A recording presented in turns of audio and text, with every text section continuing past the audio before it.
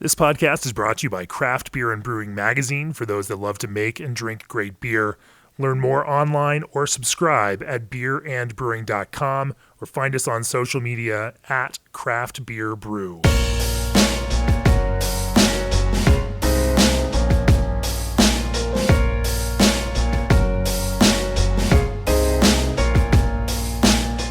Welcome to the Craft Beer and Brewing Podcast. I'm your host, co-founder, and editorial director of Craft Beer and Brewing Magazine, Jamie Bogner. My guest on the podcast today is Tim Matthews, VP of Global Brewing for the Canarchy Craft Brewery Collective. That's a mouthful, Tim, but welcome to the podcast. Thanks. Good to be here. We're sitting in the Oskar Blues brewery in Longmont in nice snowy Colorado, but thankfully it's a sunny day and stuff is starting to melt off here. Appreciate you taking some time out of your week to talk to me about some brewing. We're going to talk about brewing ingredients. We're going to talk about the importance of things that brewers don't necessarily think about as being as important as they are. We're going to talk about building some brand identity among beers that might be of disparate styles and and different takes. We're going to talk about some of the more creative and cool and fun and funky projects that Oskar Blues here and the Canarchy Craft Brewery Collective as a whole are engaged in these days, because it seems like it's a kind of a bright and creative day for brewing right here at Canarchy. Definitely. We have branched out in every single component of brewing in many different ways. Malt and hops usually were the driving factors, but now yeast has definitely taken also a seat in the front, and we are definitely having more fun than ever. Can't wait to talk to you and dig into some of these subjects. But first, as the brewing industry's premier choice for glycol chilling, G&D Chillers has set the standard on quality, service, reliability, and dedication to their customers' craft. For 25 years, G&D has led the way with innovative solutions for the craft brewing industry. Contact G&D Chillers today at 1-800-555-0973 or reach out online at gdchillers.com. Mention the Craft Beer and Brewing Podcast, and you'll receive up to $1,000 worth of glycol with the purchase of any new G&D chiller unit. Also, turn your fridge into the best craft beer bar around with a Tavour app. Get access to hard-to-find 100% independent craft beer from 47 states. Only buy the beers you want and skip the ones you don't. Ship any amount of your hand-picked beer to your doorstep for one flat fee. Yep, that's any amount. Download the free Tavour app today and get $10 in beer money with code BREWING. So, Tim, let's talk about Oskar Blues. It's been a long one. You've been here 11 years. You've seen it through a lot of phases. You've certainly watched craft beer as a whole, explode in that kind of time frame, and you've kind of, ridden it all along. But you've also kept some core principles all the way along the way. Talk to me a little bit about your brewing history here. Yeah, I have come to a realization that after the year has passed, it is the last year I'll ever experience that brewery and what I have participated in, and get ready for a new challenge and a new future every single year along the way. And it has. It's changed every single year since I got here in 2008, right when this Longmont facility opened up. And you can say that the blood pressure has had its ups and downs, but at the end of the year, we are definitely very happy with what we've accomplished, and nonetheless, continuing to evolve and challenge ourselves in how we make beer and why we make beer at the same time. When you say that, so every year you look at the next year as a whole different, experience for the brewery as a whole. You put the brewery to bed. What have been some of those, major kind of turning points for you? Yeah, culture shifts, volume shifts, the new challenges in what beers we're going to make, expansions, new breweries, consolidations, the creation of the Canarchy Craft Brewery Collective, which initially had no direction whatsoever. It was just like, hey, let's just get together and have some fun, right? And it was very informal, but the formalization. I'm sure there were a few other business conversations about that too, and maybe some dollar numbers thrown around. But yes, I'm sure it was just as simple as some folks, wanting to get together and hang out and have some fun. We'll call that we'll call that a consolidation of the consolidation talks and the like. Okay. Okay. But I love where it's come right, to be. Right. And we're challenging ourselves to create something that nobody else has ever had before, and to set a precedent and then evolve that precedent from every year. In the brewing sector, it is a major focus, and I'm trying to at least facilitate the needs of all the brewers to maintain individual identity, but it also create a collaborative atmosphere where we are sharing ideas and sharing creativity and bouncing things off each other, and therefore like a microcosm of craft beer, right? But focused and directed and with shared resources and such. I think it's an interesting point to take. That when in any kind of business, especially when it's been in business for over a decade, employees have certain expectations, for how things are going to be, and there can be a delta between what those expectations are and where the business goes. And if you have that kind of long-standing, wasn't the way it was last year, then that can be a kind of mental block towards looking for what the business needs at any given point. But having said that, craft beer, if you look at even the last 5 or 6 years, has been changing so dramatically and so quickly. Business models changing, the packaged beer market changing, the wholesale and retail beer markets changing. It is impossible to have a business strategy that works now, that worked 3 years ago, and then also worked 6 or 7 years ago. Certainly not one that worked 11 years ago. The business as a whole is requiring constant pivots on the part of businesses operating in this sector. And at the same time, on the brewing side, what consumers want to drink, what their preferences are has been changing dramatically over that same kind of time. At the same time that the access that you as a brewer and have to ingredients and new opportunities for creating new flavors that are interesting and rich and authentic, all of these things are moving at an absolutely crazy pace. Keeping a finger on that and maintaining some sort of continuity through that has to be its own interesting challenge. Yeah. We are definitely in a time where we must be dynamic. You mentioned the word pivot. You must be very agile in today's world. You cannot just pick one way to do things and then stick to your guns and go that way. You adhering to tradition is one of the things you must do amongst challenging yourself and challenging that tradition. So multifaceted approaches that are expanding your abilities and such are going to be the way that a brewer can maintain competitiveness moving forward. But it is competitive.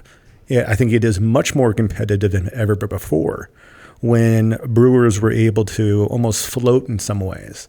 But there are also different categories of brewers based on size. Sure. And everybody who's reached a certain size has to decide if they're going to maintain that size or lose that size. Jobs will go, and presence will go, and the entire growth plan will go with it too. But as a brewer trying to create styles in today's world, beers and brands in today's world, finding where the pulse is, it is always, it's a moving target. Yeah. So that's why we need to do it all. You need to operate as a big brewery, but also as a small brewery, and maintain that connection to what got you here as a craft brewery, and will always be the foundation for what supports craft brewing and differentiates it from industrialization. So collaborations and interactions with the outside world, traveling outside of your little boundaries and such, but also looking at what you do in-house and challenging what processes you have, and having groups of people in the brewery that are looking at just one thing and then saying, are there ways to do this better or even differently? What would happen if we treated this yeast in a different way? What would happen if we used this malt with a different protein structure as a base malt compared to this that was more modified? What would happen if we used this hop that's not typically looked at as a aroma hop, as an aroma hop, or this hop that never thought of as a potent new world hop, but we peppered some in?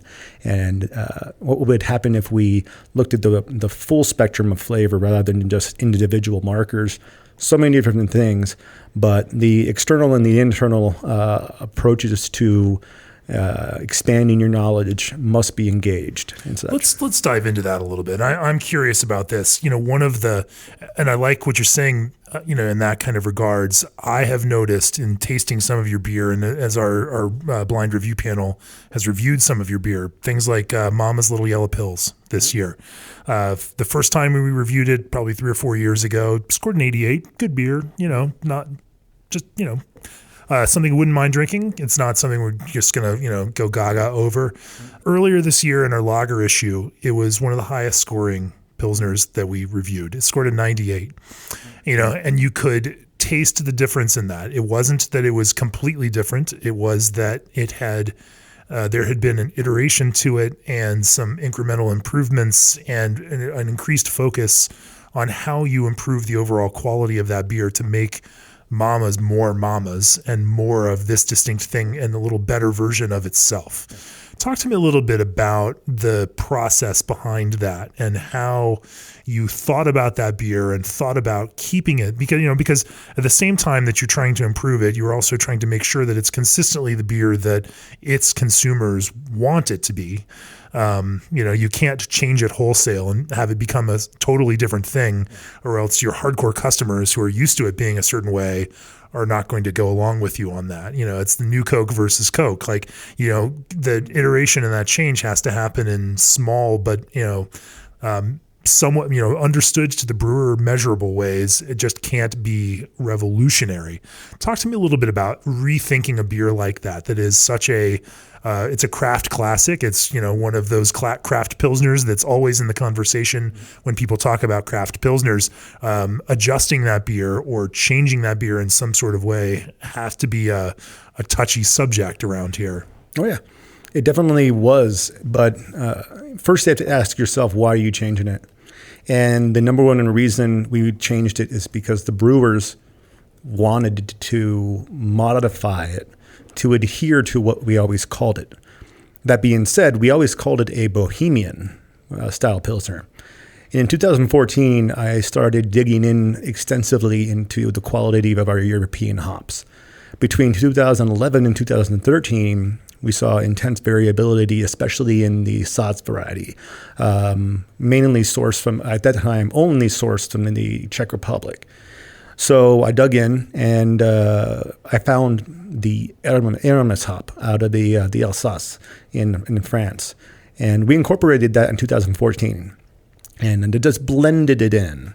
Prior to that, we had used the U.S. Satz Sterling, but only in the early kettled additions to drive IBUs up and such. So Aramis, I know that one most from STS Pills and Russian River. Was there some inspiration there, or was that an independent, or were they inspired by you? No. I was just like, which one came first? I think it was simultaneously. Fair enough. Yeah, I think STS and Mama's are the two biggest users. I know Aramis. Vinny will text me and correct me on this at some point after he listens to this. Interestingly enough, and I think more people need to look at the Aramis hop, but Vinny and I, we never, we are simply professional acquaintances. We meet each other in the hop quality group and such, but we definitely were inspired from that hop in our individual sense. Right. But interestingly enough, the results have definitely been the same. They might have actually been stemming from the same needs, needing something more from that Satz type variety hop. Yeah. The Strisselspalt hop is very similar to that. And the Alsace is very similar to that Satz area in northwest Czech Republic. Nonetheless, we've picked it after evaluating Select, the Spalt region, Tettnang, which is technically Tettnang Satz, and also every single area they were growing Satz. Yeah. And we picked Aramis, and that was 2014. But we didn't make the beer an Aramis focused beer. Sure. We still drove it with Satz. We then also started looking at ways to make our Satz pellet more consistent. So we started working with the Elbe-Saale region in eastern Germany, and then found that they were actually growing a Satz hop that was very similar to what we wanted from the Satz hop. Nonetheless, this is taking years. We didn't start taking in hops out of the apple salad until 2016. And after establishing that in 2014, it took years to add commitments and then get the hops and get the quality where it needed to be. And then we moved it along. But it wasn't until 2017 that we made the big modifications. We still have the same yeast, Augustiner style yeast provided by the Brewing Science Institute. And we still use the same hop, Aramis and Satz. But what kind of Satz? Where's it grown? Who's growing it? What profile are we looking for? What specs are we looking for? We've even messed around with type 45 pelletization versus processing versus type 90. And we still very much use Aramis. I even go to the Alsace to select and dig in. And prior to that, I even do Meinberg for other German varietals and some French varietals sometime based upon timing. But when it came down to making the big shift in Mama's in 2017, it was about our objectives as brewers, and we wanted it to be more authentic. And I spent about 6 years now in a row in Germany drinking Pilsners. Let's just say I had a shocking moment, especially when I was at Schönram with Eric Toft. Sure. And he just kept feeding me Pilsner and Helles all day long. At the end of it, I'm like, oh man, I'm full of it. I need to, if I'm going to make a Pilsner, I need to be attacking this the right way. I'm just going to open up the copy of the Best in Beer issue of Craft Beer and Brewing that we've got sitting here on the table. And there's a nice 6-page feature written by our managing editor, Joe Stang, on Eric Toft and Schönram. There you go, for sure. Well, and Eric has also influenced Vinny in the same kind of way. And, he's telling me that their open fermenters at Russian River were a direct inspiration from Eric's open fermenters at Schönram. Let's just say if I was to build a brewery, I'd build a wing devoted just to making Bavarian style beers, because that's something that I've definitely seen. Man, the brewery is just designed for only this an approach. It's absolutely insane. But the time I spent with Eric was a pivotal moment in late 2015, and in October 2015. And after that, all throughout 2016, I used a lot of the tidbits I got from Eric and other Bavarian brewers, even in Augustiner too. Augustiner happened in late 2016 and was the final push I needed to get Mama's expressed in the way that we needed to have it expressed. We've been using Augustiner yeast for so long, but it didn't taste like beer from Augustiner. So we acquired process tips on how to handle the yeast and also water profiles. And that led to what we have today. Nonetheless, I also learned a lot about the role of Pilsner malt in beer and what you're trying to get from Pilsner malt. Let's hold that thought, and I want to dig deeper into that subject of Pilsner malt and then malt in general. But before we do that, whether you're a full-scale production brewery, a tap room, or a home brewer striving for the ultimate setup, October Can Seamers has the small-scale canning solution. They've proven that breweries increase revenue through to-go sales with October Can Seamers, and everyone loves to sell more beer. You're only a few clicks away from selling more beer. Just head over to octoberdesign.com/podcast. That's October with a K, and use offer code JAMIE. Yeah, that's JAMIE to save $50 on any Seamer purchase. Also, balancing barley and hops is your expertise, and for Clarion Lubricants, food-grade lubricants is theirs. The team at Clarion knows that when it comes to making great beer, you're the expert, and when it comes to supplying food-grade lubricants backed by service-oriented professionals, they're the experts. Clarion will work with you to create an efficient lubrication program that helps protect your brewery. To speak with an expert, dial 1-855-MY-CLARION, that's 855-692-5274, or visit clarionlubricants.com. Clarion Lubricants, the expert that experts trust. So let's talk a little bit more about Pilsner malt then, Tim. Talk to me about what you mean when you say using that Pilsner malt to taste like Pilsner malt. Yeah. Well, the interesting thing about Pilsner malt to me is the protein structure of it is very different. And that's not just how you malt it. Only certain varieties can actually be led to be a perfect Pilsner malt. when you look at the certain viscosity, barley varieties. exactly. Okay. I mean, Barca is fantastic, but it's been around a long time. So brewers, brewers like Eric at Schoenheim are looking for a lot of Barca. And at the same time, it's not the only barley variety they can use.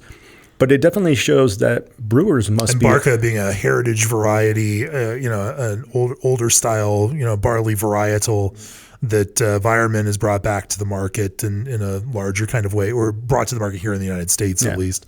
Commercialized and people now know about Barca in the U.S. and people should know about Barca. But to be honest, it's don't get romantically involved with the barley varieties.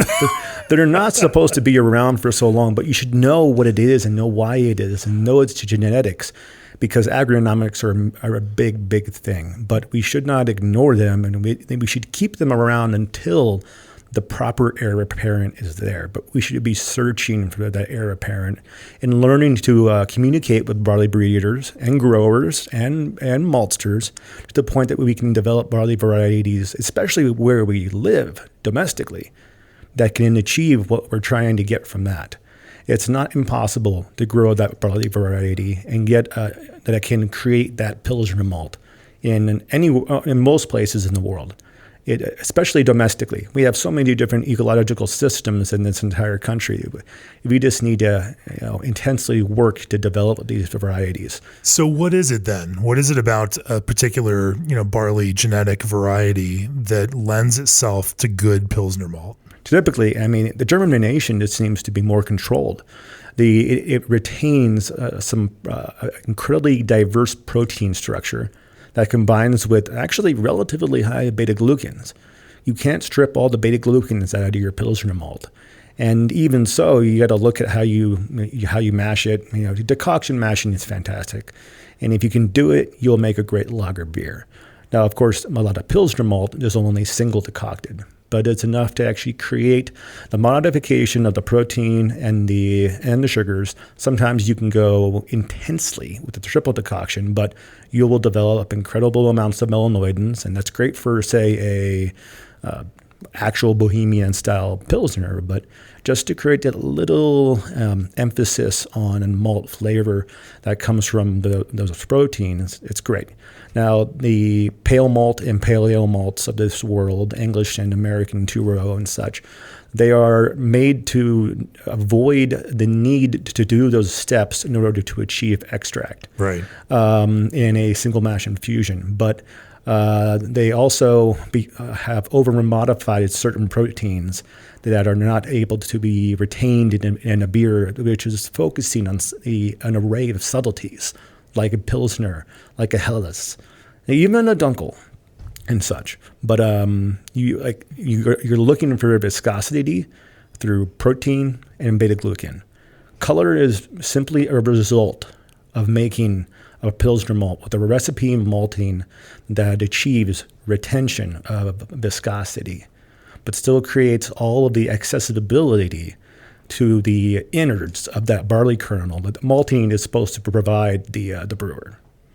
In that sense, are there some domestic barley varieties and some specific Pilsner malts that are North American in origin, U.S. and Canada, that you find hit a lot of the same notes and provide you the same kind of canvas or pigments to play with as you do with some of these German malts? Yeah, I'm very excited with a lot of the Pilsner malts out of the Northwest that are using winter varieties that seem to malt in a way that, like I said, retain a lot of the protein structure and the beta-glucans necessary. Now, that is, beta-glucans are all relative to the protein, the barley variety and such, but that's one example. Wint malt's being used, and there are some other ones, winter varieties that being said are coming along that are also offering some good options.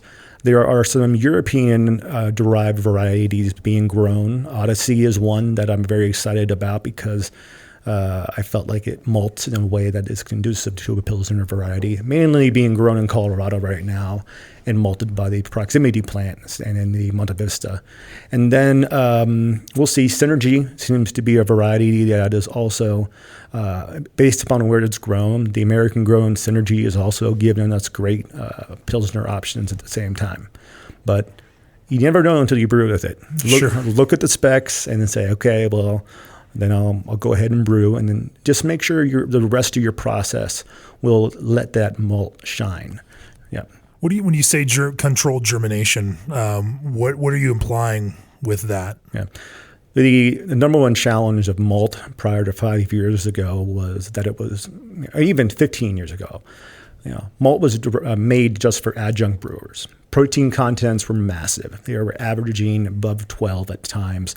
I think it was 2006, the average protein content of barley in Canada was about 12.5%. Now, if you look at the trend over the last couple of years, the average selected barley variety protein is coming down over 1%. And you're seeing in that affect the overall specs. But one of the things that people have always been looking for in the economics of malting is quick 3-day germination. But that is achieving a result of a really hot 2-row brewer's malt that is high enzyme packages and a very high fan, and but also good extract. But that's economics and such. The Pilsner malt, you have to be a little bit more patient. And if I was going to name another great Pilsner malt, it'd be Troubadour's Pevic. It's it's another one, but that's because it's the value of craft, and it's like taking your time with this malt, and that it is the differentiation is subtle, but man, it goes a long way. But take your time with germination and control it in ways, and not let the barley variety hit the accelerator and such, and go way past its target and such. Sure, this is. Time is money, though. Mm-hmm. Whether you're talking about the agricultural business, or whether you're talking about the kind of processing side of this and malting, or even in hops kilning at specific temperatures, or whether you're talking about the brew house itself. Mm-hmm. That every additional day or 2 or 3 that what you're making is sitting in your production process, that's a time that same equipment is not producing something else, and so there's an opportunity cost to that. How do you incentivize then some of these producers who, independent of the market for what they do, are purely thinking about their process? In order to let something germinate more slowly and spend more time going through the malting process, they have to be able to charge more money for it in some way. Mm-hmm. But they're constantly having to deal with clients, large breweries that are looking for the most cost-effective solution for something like this. And so it can often be a hard decision to try to say, hey, we're just going to, and creating a value proposition for the brewer coming out of a malt house. That's a hard thing for them to do. Exactly. This is the long-term approach that all brewers must have with their suppliers. You should have constant communication with your suppliers and know where the barley's coming from, where the hop's coming from. And those interactions with growers are a huge focus for a lot of brewers, especially at Canarchy. We spend a lot of man hours and airline miles and such, getting all over the place, and then actually having face-to-face conversations. So we're actually understanding what we're asking for economically. Because that's the most sustainable thing that we can do, and in terms of actually achieving a product that we want that works for everybody. Will we be paid a premium for certain requests? Definitely. But at the same time, it just goes to show that you need to make sure you're using barley varieties that are good for the grower and that can achieve the product downstream, which is why we spend a lot of time in barley development and with breeders and maltsters and growers and such. That's an interesting approach to this idea of brewery tie-ups. Now, from looking at it at an industry perspective, we look at breweries combining forces and joining up under ownership umbrellas as, primarily a sales and marketing kind of approach. You've got reps out there in the markets.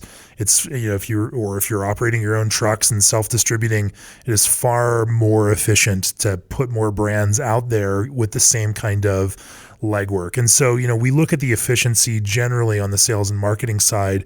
But you've raised an interesting point that there is also an efficiency to be gained on the kind of materials and development and validation and quality, ingredient quality side of the equation, where you can work, use that combined buying power and the combined, budgets from those breweries for ingredients and work more directly and intentionally with some of these producers, not just to produce exactly what you want. I mean, obviously you've got multiple breweries that have different kinds of approaches to brewing under that kind of umbrella.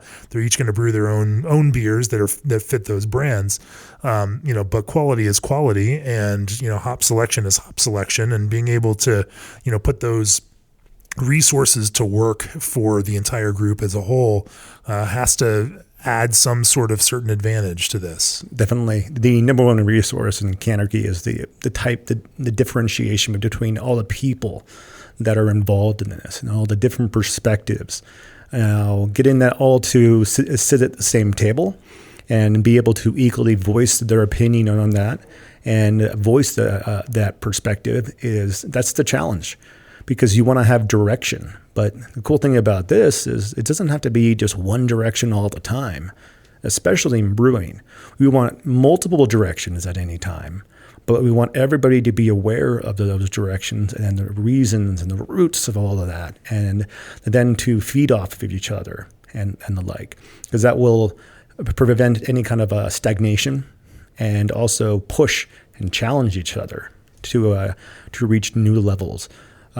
Shared resources in terms of buying power, I think that's a little bit overstated, but I don't think people understand. It is a thing, but it doesn't mean that we all of a sudden pay. You're not getting a 50% discount on something, right? A couple of percent.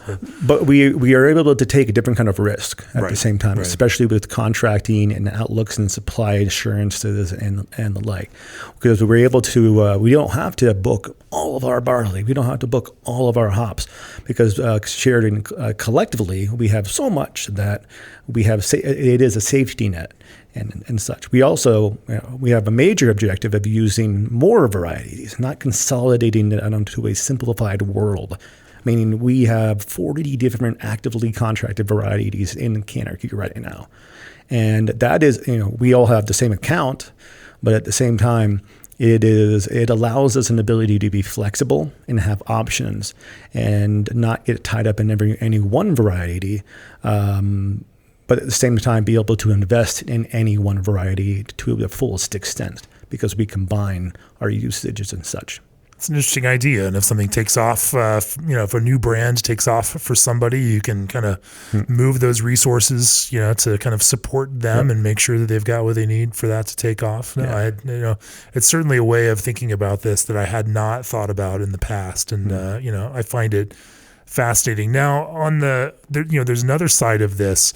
We are starting to see more and more, as you say, interaction and two-way communication with growers, whether that's malt or whether that's hops, and especially on the hops side of the ingredient equation, having the right hops and having access to those right hops, and having them in a quantity in order to make the kinds of compelling hoppy beers that people want to drink today. And that, IPA is still 40% of the craft beer market or thereabouts, according to Nielsen and IRI.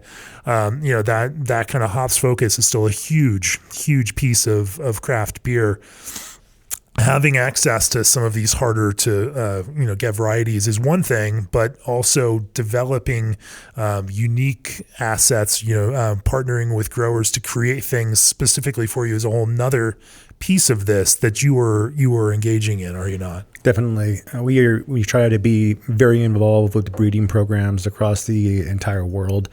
We're not currently part of the HRC, the Hop Research Council, but we definitely communicate with them. I'm just trying to find time to do it myself. But everywhere else, all the private breeding companies, the HBC, the ADHA, Steiner program, but also the breeding program in France and the Alsace and the Yella Research Center in Germany, the HPA program, the Hoppy Research in New Zealand.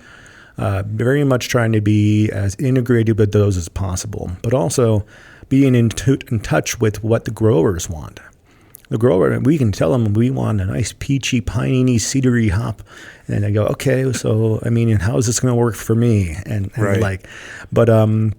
So that full agronomic conversation needs to occur. But we have so many different facilities in Canarchy. We have an extensive ability to do trials, to play with things, to really figure out what makes that hop or malt or any kind of ingredient tick.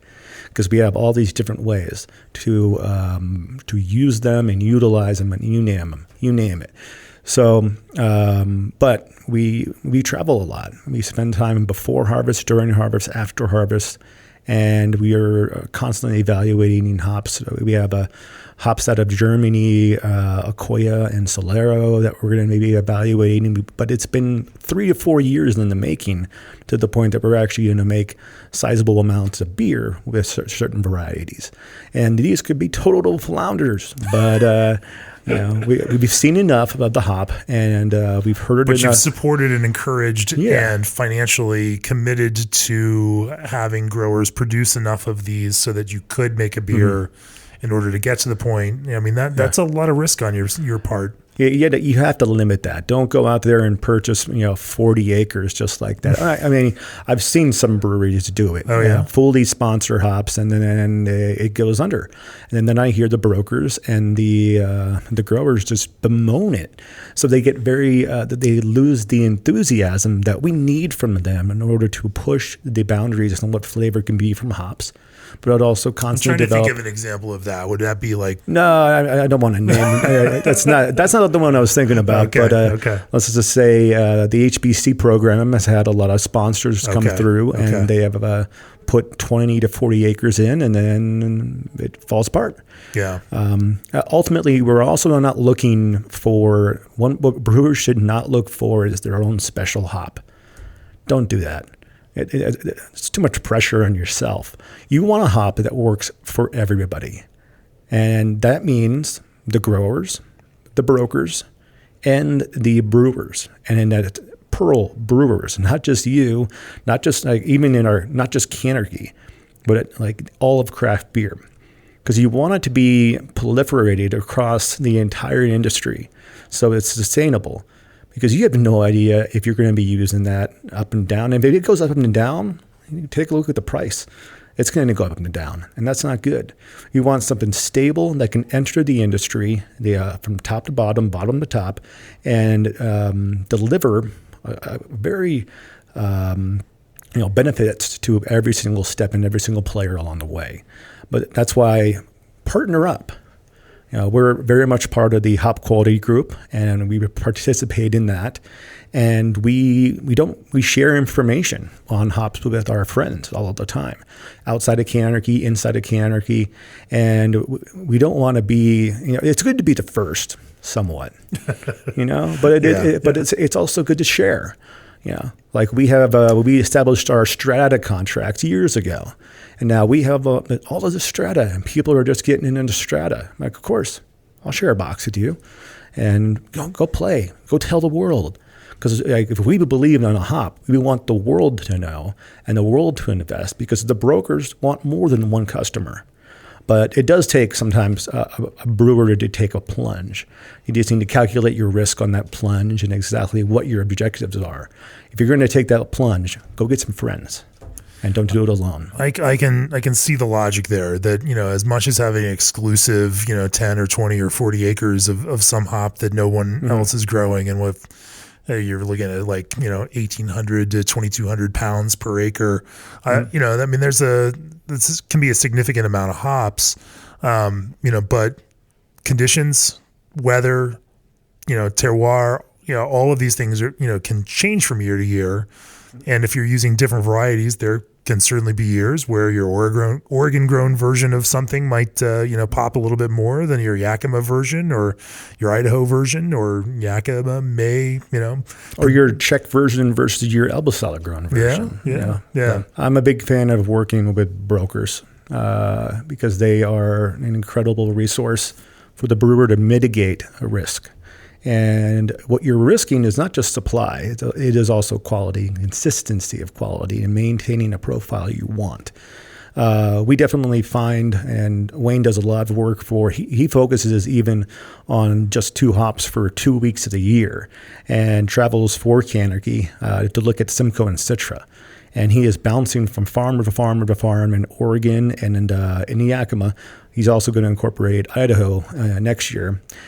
We've been visiting those growers for 4 years now, and they had the greatest harvest they've ever had. In fact, we selected over 100,000 pounds of Idaho grown this year. But at the same time, it's expanding that. We definitely have preferred growers. It's like over 50 acres just of Idaho hops right there. Yeah. It was let's just say we are good friends. Okay. We want to see other growers, not just growers to be selected, but other growers too. And while we do have some growers we have historically had on the table, there are always newcomers to what we actually put into the blend of our Simcoe or Citra. We always challenge that. And we always ask for certain pick windows, but at the same time, we spend a lot of time in August looking at what those pick windows mean, because Mother Nature might change that pick window. So a date doesn't always mean what you think it's going to mean. And that's why communicating everything to the grower, what you're looking for, what you've seen from the hop that was picked in this window prior, and the grower can say, well, that was interesting. We picked it in that window because of X factors and in the first week of August that we saw at that time. But this goes to show that even that is a moving target. And if you're having the constant communication and that ongoing conversation, you can make those adjustments and pivot and find collectively collaborating your way to that perfect hop that you want every year. Well, I'm trying to think about this from the perspective of, say, like a small brew pub brewer or a home brewer, that may not have the kind of access to hop selection, at that kind of scale, because the number of brewers in America that can go and do that, is several hundred, but it's not, it's certainly not most of the commercial breweries and none of the home brewers in this country.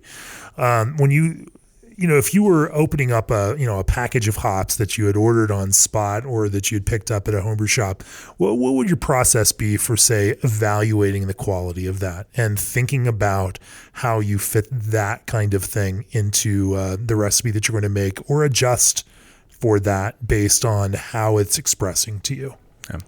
Well, first thing, you want to know where those hops came from, as much as you can possibly glean. But every single time hops change hands, they definitely lose their traceability. And traceability is huge. If you're not able to be there and watch the hops come out of the farm and go to the broker and then come to the table and then dictate this lot is going to be processed with this and X amount in this blend, then you should at least ask the question, where did these hops come from?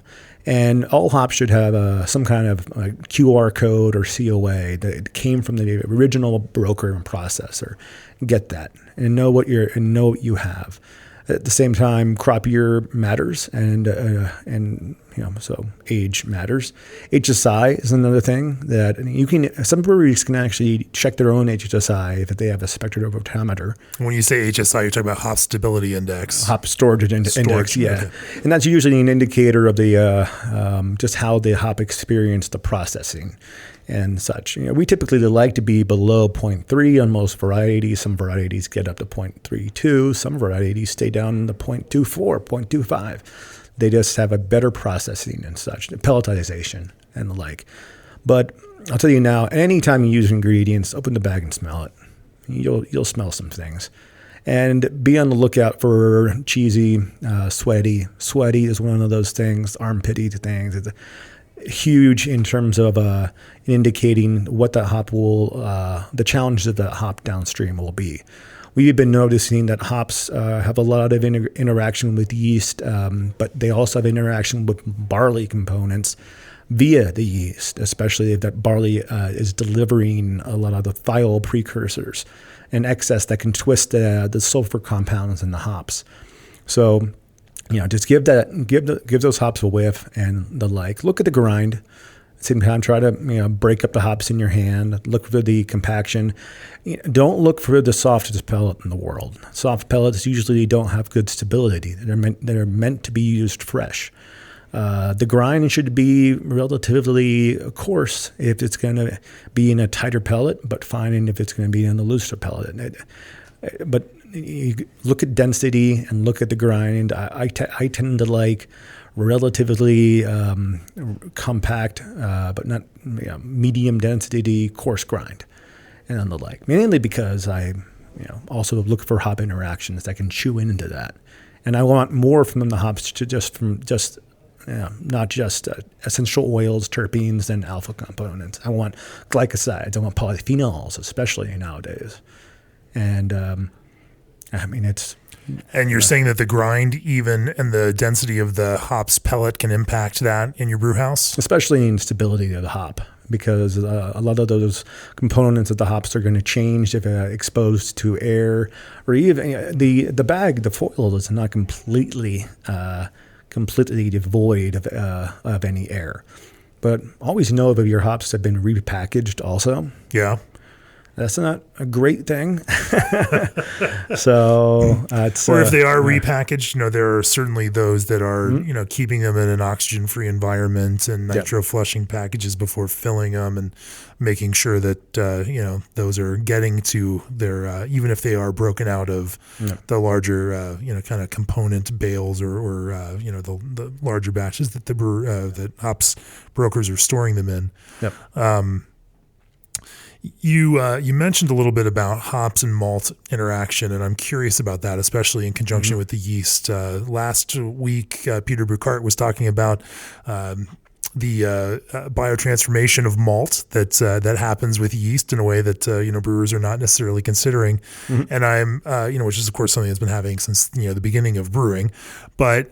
On that side, I'm really interested to hear you talk a little bit about the way that that yeast process actually biotransforms both of those things, and that the hops and the malts together can interact with each other. It's a curious idea that I'd love to delve into a little bit more. Yeah. Biotransformation is inclusive of any kind of interaction that occurs with yeast, and one form of biotransformation is the actual transformation of one terpene to another terpene, and say, I guess one is citrallinol into linalool. That's one example. Then there's others that are enzymatic, where you actually have breakdowns. The yeast will excrete enzymes that will break down glycosylatically bound terpenes. So beta-glucosidase is one of those enzymes, and it will break the bond between a glucose and a terpene, and then all of a sudden sweeten and aromatically intensify a beer, but also just overall give it that tropical flavor at the same time. There are other processes that go down, like hydrolysis, but that's not typically included in a biotransformation. But people have to realize that the barley kernel has been grown just like the hop. It's a vegetative material, and there are enzymes and there are starches and there are other components that are very similar to what's in the hops. Thiols and sulfur compounds are something that are probably the number one thing that's similar between barley and hops. And there are precursors in barley that typically don't make it all the way to beer, mainly because of the boil process and then the coagulation of protein. That hop break trube usually brings a lot of those components, barley polyphenols, barley lipids, even nutrients into that hot trube, and that should be left behind. So we've been messing around with cold break settling and true removal prior to pitching yeast, trying to see what that does to the hop flavor and aroma downstream, because we're trying to avoid some negative components that are locked into true or even cold break, and making it to the process where yeast is actively manipulating that. And yeast health is a big part of that too. So if your yeast is too stressed, it's going to pull things out and manipulate things in a way you don't want it to. So don't push your yeast too hard. And make sure it has adequate cell walls, have a really solid lag phase, and let it build up its glycogen stores, and let it build up the sterols, so proper aeration. But don't push the yeast to go fast. Don't push it to, that's not a great metric. You definitely want it to not take 2 days to get going and 12 days to complete primary fermentation. That's also going to create stress in a different way. You can create stress where you give it too much of a nutrient, say go, go, go. And you can say go, go, go, but here's not enough of nutrients. Sugar is the number one nutrient you have, so barley is the number one source of that. Hops are too. Usually we see a pound a barrel will contribute 0.1 Plato to that beer. And in today's world of 3 to 5 to 7 pounds a barrel, you better believe it that you are adding something that actually will skew your alcohol. A totally different conversation, but just know that the yeast and the yeast health will take whatever components and precursors are in barley that you do pass through, and will manipulate how your hops express even in your dry hop. And so we're looking at stress. We're looking at ways to create healthier yeast and what that gives us. And in the end, FAN and amino acids are a big part of that too. A lot of the some of the tropical flavors that appear downstream can be derived from amino acid transformation, degradation, that can be enzymatic, to just basic transformation. Amino acids can become keto acids, that can become aldehydes, higher alcohols, and esters. Esterification, etherification, all because of something that came from the malt initially. So how do you look at a result that you would like to achieve, from this kind of process, and create conditions in the cellar and ferment through the fermentation process to help that thing along? Well, in terms of actually getting what you want from your barley and your malt, look at how you're mashing and look at the clarity of that wort. I've heard German brewers even say, well, if you have a great boil and you have great hop break precipitation, then you can be a little dirty coming out of your mashed and lauter tun and into your kettle. These are also high-pressure boil systems that are incredibly efficient in creating break, and they're also decocted. The decoction and modification in the mash tun is a huge advantage to creating the proper protein profile. But make sure you have a good boil. I think underboiling and improper boiling is a major thing that occurs, and then people struggle to make quality beer. You want to get great hop break. And if you do 60-minute boils, you better believe that you are getting the precipitation of protein, the volatilization of the unwanteds, like the formation of free DMS and the said stripping of that, but not going too far. We've been doing a lot of smaller beers recently, and if you overboil, you can say you will lose a lot of the delicate protein structure and such. So There is a happy medium there. Nonetheless, if you go ahead and use kettle findings, you're going to precipitate protein. Don't overdo it. Optimize it, but don't just look at an optimization test. Look at also take samples and watch it actually break out of solution. Then make sure what goes into your fermenter is clean. You don't want particulate getting into your fermenter, even if it's hops. But the thing is, those hops don't come alone from your whirlpool or such. They come with protein. And that protein can be a huge X factor and a huge wild card in terms of what goes downstream. And then it will affect your yeast. Once you're in the fermenter and you've got everything you want from your barley, you go ahead and make sure your yeast is getting in exactly the lifespan it needs. So you want to make sure you always have enough oxygen. think it can't be understated. Every single time we have a process here, we have a rule where we point to a sign and say, a theoretical sign and say, oxygen. And then second one, number 2 is oxygen. Number 3 is oxygen. Then we will look at something else. But we will have to exhaustively research the effectiveness of our oxygenation and to make sure that the execution was proper and such. But and then in temperature control, proper lag phases, cell wall development and sterile development, and then it should all just go from there. Temperature control, even in fermentation, not shocking the yeast, is huge. Right. And then once you get to the all glorious moment of fermentation, dry hopping in fermentation or after fermentation, just dry hopping period, know what you're doing to the yeast, because you're going to add alkalinity via the hops and potentially also via the stress on the yeast. Because we're talking about removing a break in barley material from the wort prior to fermentation, you're adding material via the hop material. Definitely make sure you know what you're asking your yeast to do. So dry hop in batches, not just one big plug all at once. Make sure that anything is in the bottom of the tank is out of the tank. We call it, if you quit, you're out. So anything that's quit and has fallen into the cone, it's out. Yeah. Otherwise, because it's either dying yeast, excess trub that you didn't get out in the first place, or other particulate which is spent. Yeah. Get it out. Make sure that even when you add hops, make sure it's clean. And then watch it. You need to continue to watch gravity, continue to watch other things like VDK reduction, stress factors like acetaldehyde, and don't rush that crash, because what we see today, especially with hops like Amarillo, you have enzymatic activity and creeping, and you don't want to crash it too soon because you can have VDK development. Right. And also, if you condition it in your package, you can have overpressurization downstream also. Right. Yep. That's everything, right? No, that's proof. I just let you run with that. Yeah. No, that's that's a cool approach and thought and insight on on the way that you look at that whole process.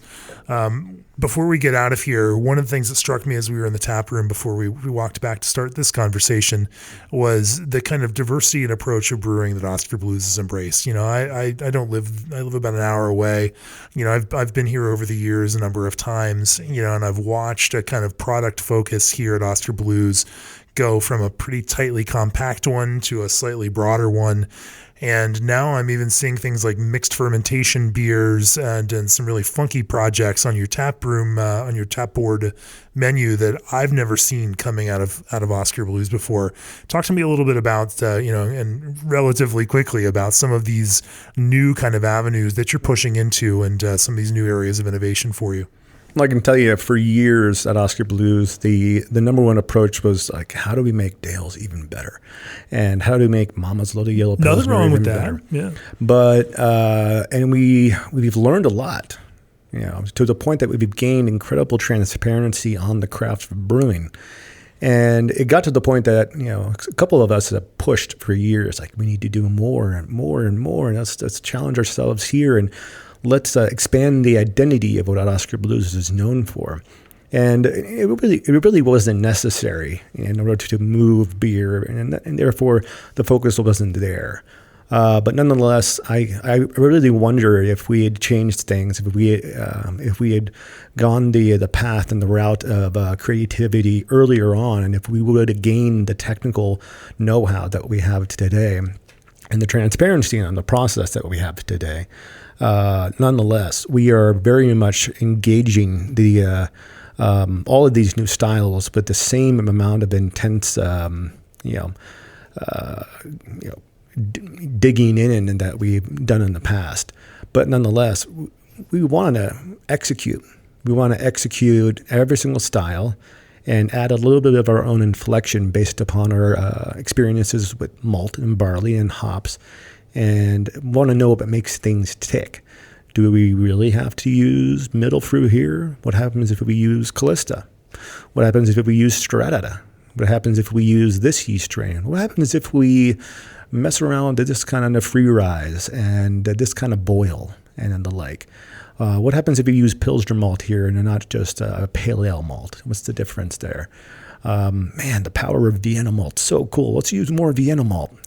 And we looked at it, and the identity has gone from just a few brands, and it's gotten less brand focused, more just creativity focus.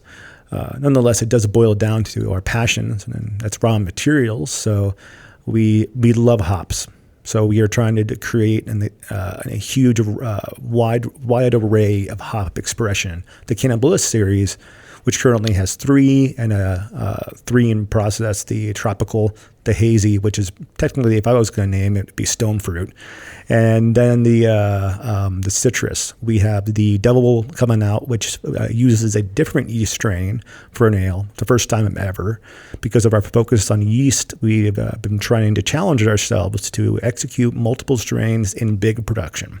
That's not easy. No. Especially, but we're using a more thorough and challenged propagation techniques that are definitely challenging our production team, because the infrastructure of how we handle the yeast is designed for pulling from a cone into a brink and then pushing into the very next fermentation.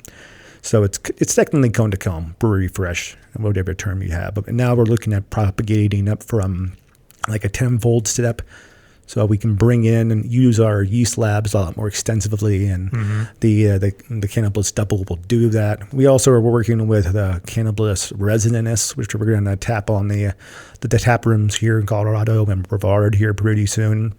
And then also mess around with South African hops, and we've been using those for 5 years, and there's some potential to have now they're something available to you again. Yeah. It's just they weren't really available to anybody in the world, including AB. Let's just say the harvest down there are still challenged and such.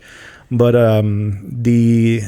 so hops are huge. We want people to know that Oskar Blues can be a place you come to and you can get a huge variety of hop flavor, not just Citra, Mosaic, and Galaxy, which I think I'm going to have one of those kind of beers later today. I'm addicted to it, like the rest of the world. But sure. Yeah, but we want to work with the Stratas, the Grungeist, the Enigmas, the Matuekas, the Comets, the Akoyas, the Soleros, the Aramis, the Mistrals, the Elixirs, and the like. And so just variety. Big, dark, and malty is next. So we want people Big, dark, and malty is next. Is next. I mean, it's been here the entire time with Tim Petty and Old Chub, but we want, we do so much work with malt. That's true. I want to thank you for keeping Old Chub around. You know, I'm a big Scottish ale fan, and I think it's an underrated style that a lot of the beer world has kind of forgotten about. And if you look at the pages of Craft Beer and Brewing magazine, I do my damnedest to bring,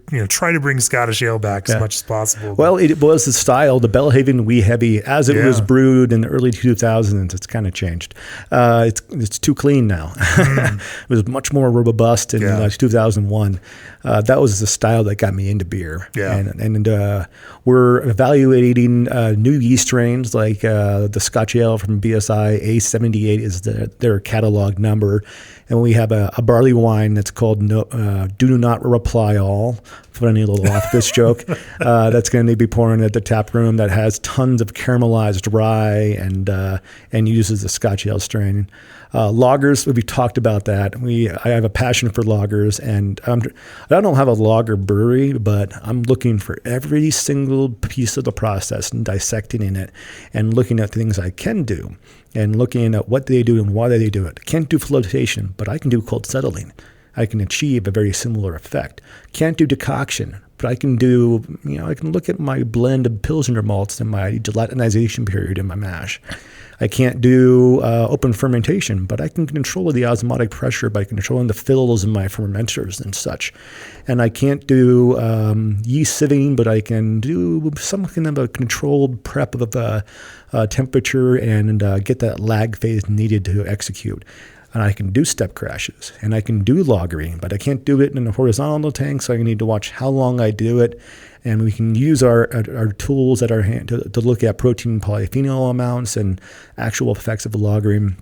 So we're also working with maltsters to create the malts that I think will drive this, and looking at yeast characteristics like the BSI 3470, which is very similar to the Schonram profile.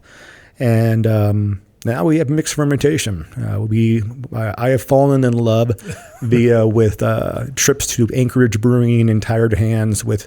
I had a beer called Adaptive Distortion back in June.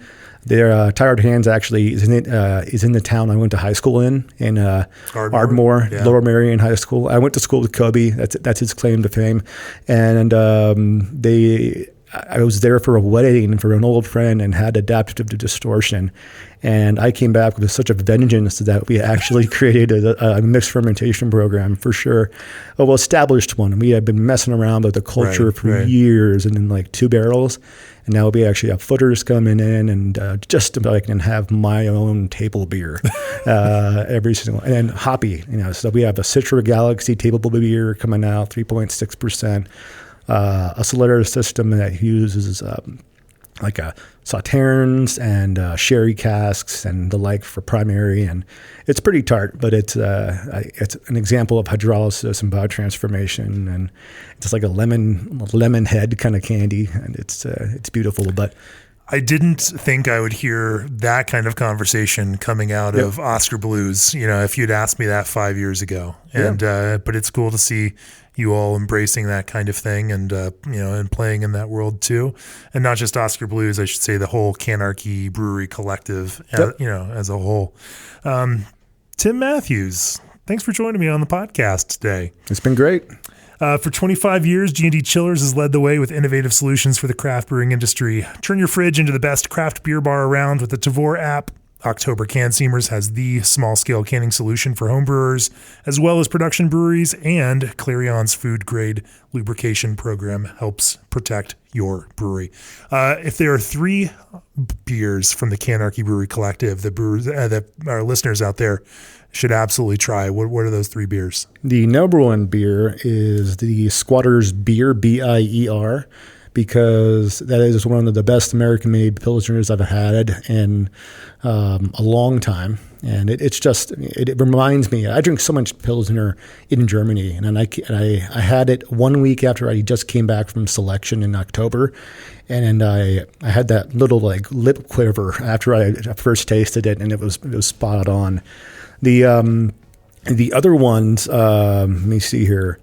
I had a barley wine from cigar called Huevo that was named after a good old pet dog, and that one was fantastic. And then I'm drinking tons of One-E and Cannibalist nowadays from Oskar Blues. So that is that is a passion project for sure. But you're able to taste, because we use something like 15 different varieties across all the different Cannabalists, 20 if you include the ones in One-E. And One-E is near and dear because it derived from Pinner. But we created One-E in response to where session beers are going, right? And it's got to be drier and low-cal. So you see the brute craze, you see the session craze, put those 2 together, and you get One-E. And the hazy craze too. Yeah, creating a hazy beer with almost like very little amounts of malt and protein. Very challenging. That's a whole nother conversation that we do not have time for today. But Tim, again, thanks for joining me on the podcast. Cheers. I would normally ask people where to find you, but it's Oskar Blues and Cigar City and the other Canarchy brands, and they're pretty ubiquitous and easy to find out there. Yeah, very flavor of the week. We're across the entire country and such. And so am I at times. So, yeah. Well, thanks for sharing your thoughts on brewing with me. Cheers, Tim. Cheers. Thank you. This podcast is brought to you by Craft Beer and Brewing Magazine for those that love to make and drink great beer. Learn more online or subscribe at beerandbrewing.com or find us on social media at Craft Beer Brew.